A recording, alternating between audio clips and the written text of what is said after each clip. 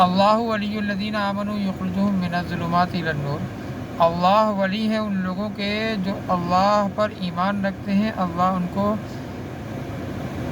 ظلمت سے اور اندھیرے سے نکالتے ہیں روشنی کی طرف، یعنی کفر کے اندھیرے سے نکال کر انہیں ایمان کی روشنی عطا کرتے ہیں۔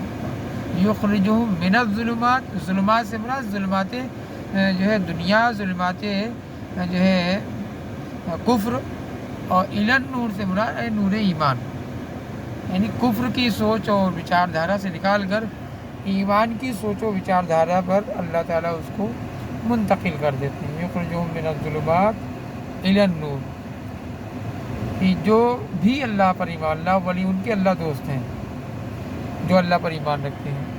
اللہ ولی الذین آمنوا یخرجہم من الظلمات الی النور والذین کفروا اولیاءہم الطاغوت، اور جو لوگ کافر ہیں ان کے اولیاء، ان کے دوست جو ہیں وہ کون ہیں؟ طاغوت، طاغوت سے مراد بت ہیں، شیطان ہیں، شیطانوں کو وہ اپنا خدا بناتے ہیں، شیطانوں کو پکارتے ہیں۔ یخرجہم من الظلمات الی النور، یخرجہم من النور الی الظلمات، اللہ تعالیٰ ان کو جو ہے نور، جو ایمان کا نور، سمجھ کا، فہم کا جو نور ہے نا، روشنی ہے، اس روشنی سے سمجھنے کا جو ان کا وقت ہے، اس وقت سے ان کو نہ سمجھنے کے والے اور ان کو عقل میں نہ آنے والے جو ہے اندھکار کی طرف، تاریکی کی طرف ان کو منتقل کرتے ہیں۔ جو لوگ اپنا دوست بنائیں گے بتوں کو تو ان کو جو ہے تاریکی اور ظلمت آ کر گھیر لیں۔ یخرجہم من النور الی الظلمات اولئک اصحاب النار، یہ لوگ اصحاب نار ہیں، یعنی یہ کافر لوگ جہنم والے ہیں۔ ہم فیہا خالدون، جس میں وہ ہمیشہ ہمیشہ رہیں گے، ہمیشہ ہمیشہ ہم فیہا خالدون، یعنی کافروں سے کفر کے ثابت ہونا جانے کے بعد پھر اب اور کوئی حساب کتاب نہیں ہوگا کہ انہوں نے یہ نیک عمل کیے یا فلاں نے وہ نیک عمل کیے، ایسا کچھ بھی نہیں ہوگا۔ کہ کفر ثابت ہو جانے کے بعد پھر آدمی ہمیشہ ہمیشہ کے لیے جہنم میں ہی رہے گا، کیونکہ حساب و کتاب تو مومن سے ہے، کافر سے حساب و کتاب نہیں ہے، ایمان والے سے حساب کتاب ہے۔ پہلی عدالت جو ہے وہ قیامت کے دن کس کی ہوگی؟ ایمان و کفر کی ہوگی۔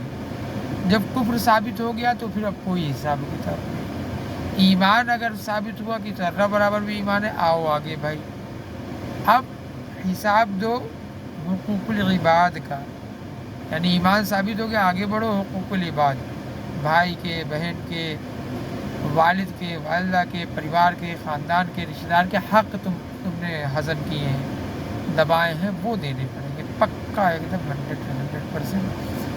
حقوق العباد جو ہے یہاں سے بچنا بہت مشکل ہے، کیونکہ یہ ایک ایسی چیز ہے توبہ سے بھی معاف نہیں ہوتی۔ مطلب بندوں کا حق لیا ہے تو بندوں کو یا تو ادا کرے یا ان سے معافی مانگے، اور کچھ بھی کوئی بھی صورت اور نہیں ہے کہ وہ حق ایسے معاف ہو جائے۔ تو یہ مشکل مرحلہ ہوگا، مشکل منزل، مشکل گھڑی، مشکل وقت میں ہوگا بندہ اس وقت جب حقوق العباد سامنے آئے گا، وہ ادا نہیں ہوگا اس سے پہلے۔ اس لیے اگر کسی سے کچھ لیا دیا ہے، کچھ برا بھلا کہا، کسی کا بد اخلاقی، بد کردار، یا کسی کو دل میں بدگمانی کی ہے، اس کو یا تو معاف کروا لے، اور یا پھر جو ہے بھائی دنیا میں کسی کے ساتھ ذرہ برابر کچھ بھی کیا، اس کو مارا ہے اتنا مروا لے اپنے آپ کو، گالی دیا اس سے کہے کہ گالی دے لو، جیسا کہ ابوبکر نے کہا۔ اس طرح کی تمام چیزیں حقوق العباد کے تعلق سے بہت دھیان رکھنے یوگی بات ہے۔ اور حقوق اللہ کے تعلق، پھر اس کے بعد تیسری جو عدالت ہوگی وہ حقوق اللہ کی ہوگی، جس میں اللہ اپنے حق پوچھے گا۔ اللہ کا حق کیا ہے کہ ہم اللہ کے ساتھ شرک نہ کریں اور اللہ کی عبادت کریں، بس جامع بات یہی ہے، سب سے بڑے اللہ کا حق یہی ہے، یہ حدیث میں بھی یہی ہے۔ پھر اللہ ہم پر، ہمارا کیا کوئی پھر ہے؟ اللہ بنتا ہے کہ ہاں پھر وہ ہم کو عذاب نہ دے اور ہم کو جنت میں داخل کر دے۔ تو یہ چیز یاد رکھنے کی ہے۔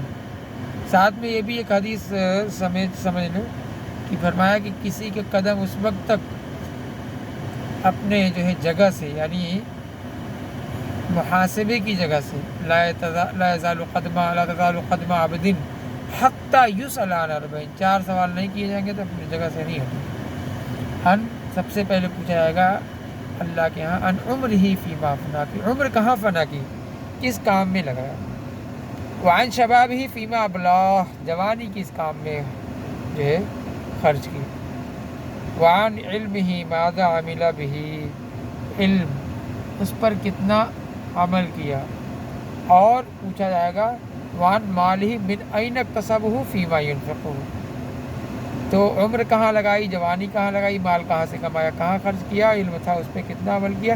یہ 4 سوالوں کے جواب دینے پڑیں گے جب تک کہ نہ دینے حساب کے جگہ سے قدم ہل بھی نہیں پائیں گے. اللہ تعالیٰ سمجھنے کی توفیق عطا فرمائے. آمین.